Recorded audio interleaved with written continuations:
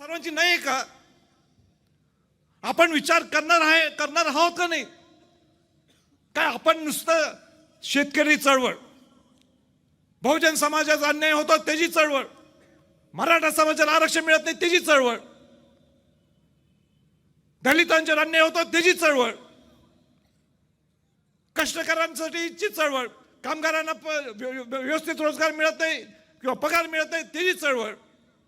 आयुष्यभर चळवळच करत राहायचं. आपण सत्तेत यायचं नाही का? यायचं की नाही सत्तेत? मग तुम्ही सगळ्यांनी एकत्र येणं गरजेचं आहे, तुम्ही ताकद देणं गरजेचं आहे.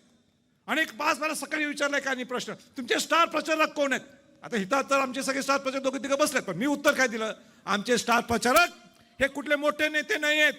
आमचे स्टार प्रचारक ही आमची जनता आहे. ही आमची जनता ही स्टार प्रचारक आहे. आणि भाषण काय हो यांचे? विकासावर काही बोलतच नाही.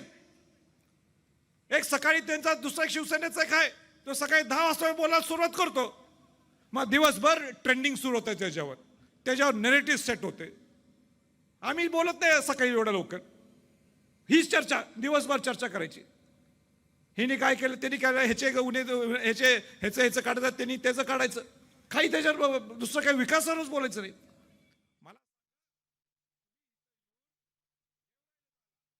तुम्ही गेवराच्या बद्दल कोण काय बोलतंय का इथं? गेवराची MIDC वर कोण बोलतंय? नावासाठी MIDC आहे इथं.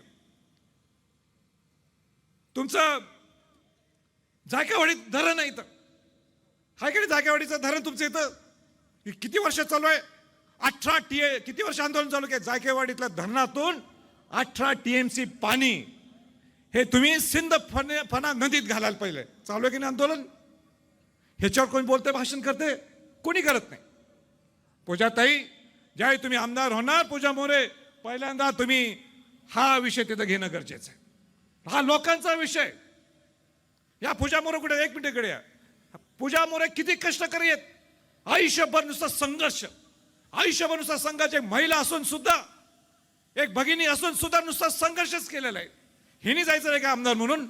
हिनी जायचं नाही विधानसभेच्या पटलावर? काय नुसता ज्यांच्याकडे पैसा आहे, ज्यांच्याकडे नुसतं सत्ता आहे, हिनीच तिकडे जायचं? ज्यांच्याकडे साखर कारखाने आहेत त्यांनीच जायचं तिथं? ह्यांचा अधिकार नाही.